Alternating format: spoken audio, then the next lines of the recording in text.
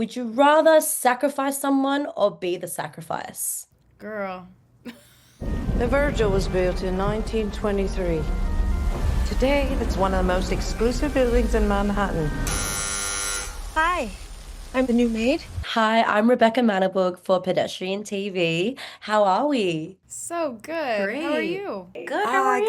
Good. Going good, going good. Just a start to the day here in Sydney. So I think we're on different time zones here. Yeah. Yeah, we're in Austin, Texas, Yeah. so. Oh, I love that. Kicking off with a fun one. If you were forced into a cult where you had to make a deal with the devil, would you rather sacrifice someone or be the sacrifice?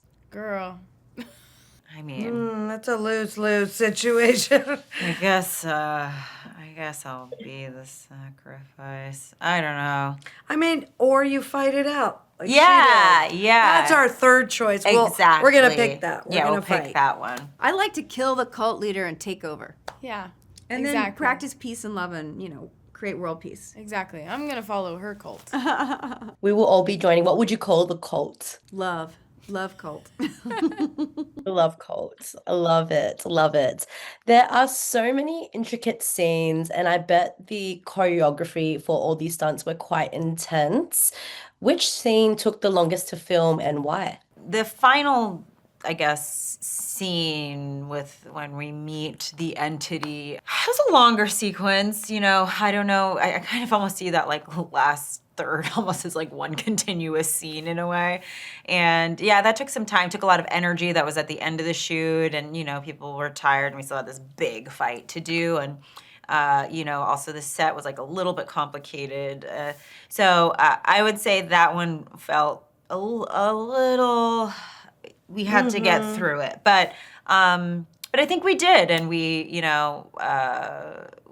pulled it together. But there's a lot of different things happening in that sequence, so yeah, that one took a while. I mean, I feel like we shot that for the last scene with all of us over many days. Yes, Right? the final scene, that took a long time. A long time. And then Yeah. we did pickups as well some months later in LA. So that one took some time. And it was cool because they would film the stunts with the stunt team in advance, and they'd give us the film of it so we could see what it would look like, and then we would just aspire to be as good as the stunt people. Yeah. And was there any scene that stood out to you, Patricia, that took the longest for you? I think kind of that one also, because we were all really tired and there was a million different people and characters and what's happening right now. Yes. And we don't have enough time to really keep shooting this. So at the last second, we're going to cut this part of it out. Wait, that's the middle. Then how do I get from here to there? And so it was a little bit Also, discombobulating. it was more emotional too, because it was like you were having more emotional, Yeah, and then to Myha'la had maintain some- that, yeah. my character is really injured, and I'm for 12 hours a day, and it's a lot. It was tying up a lot of different things Yes. all over the place. So it was really a little complicated. tedious. Yeah, 100%. And there's so many there was a mixture of CGI and VFX effects. What was the longest time you spent in the makeup chair to get all those effects on? I had a blood rig, and you basically have to put all these tubes inside your clothes, and then when the action happens, blood starts spurting out of you. That was a very, very bloody day. Yeah. That one took long for me too, because I had one also. That was probably in 2 hours, maybe. It was And then getting all the blood off, definitely, you have to take a few showers and, rub yourself with alcohol and shaving cream. And then sometimes it takes a few days to get the stains Yeah. out of your body and in your hair too. But Zazie by far was getting the most bloody. Yeah, definitely. Well, both of you play such powerful roles and such powerful women in this movie. Was there anyone from either real life or fiction you look to for inspiration? Honestly, no. I mean, the most important thing, and Kirill said this to me when he was offering me the job, he was the most important thing for you is the relationship with Zazie, the relationship between the two sisters. If that's strong and the chemistry is there and you focus on her and make it all about that, then you're golden.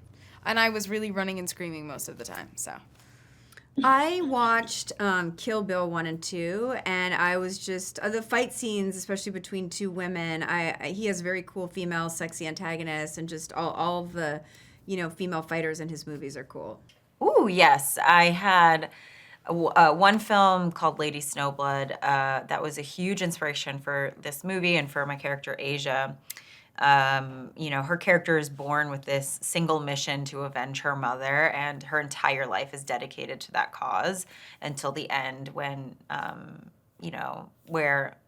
until the end.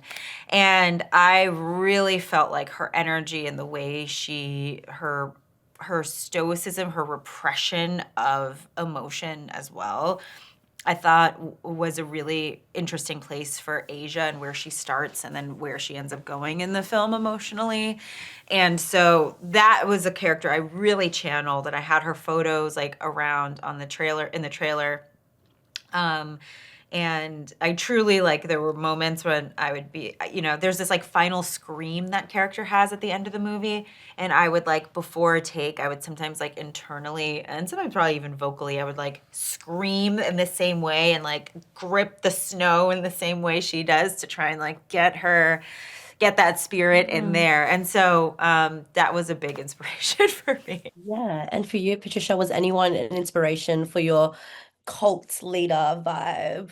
No, it was just more the kind of building of things. This talking with the set designer about building our apartment, and since we'd been there for so long, what a beautiful home looked like to Lily and all the objects that they had acquired over the years. And I kept having these visions of like wallpaper with birds, and then there's that bird cage in the sex room. And he did have a stuffed bird in our room. And so this idea of like a bird in a cage, like the Virgil is a cage.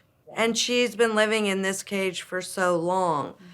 Before we did the movie, because she's been here for long time, her dialect, it was important to Krill that her dialect, she has this Irish part, and then she's been around Americans so long, then it's gone, and then it's back again, and there's just vestiges of her dialect left over. So I met an actress named Penny in England on the movie I was on right before, and she recorded all my lines for me. She was from Dublin, and so when we were going to use those sounds and when we weren't going to use those sounds, Whereas an actor, often you want to be consistent with your dialect. This choice of like having it come and go is kind of a risky choice. Well, jumping into the next one, it appears that horror as a genre is starting to be recognized in Hollywood more, with Amy Madigan from Weapons and Sinners getting their flowers at the Oscars this year. Now being a part of They Will Kill You and being a part of that action comedy horror, do you feel like the industry is changing how it perceives horror in general? Well, horror is such a big moneymaker. If you think about like what are the biggest moneymakers of last year, I think Weapons and Sinners are two of the biggest. So I think that the industry respects money. Yeah. And there's just, some stuff that breaks through. Like genre films are harder maybe to recognize against dramas or whatever, but some stuff is just that good and it doesn't matter.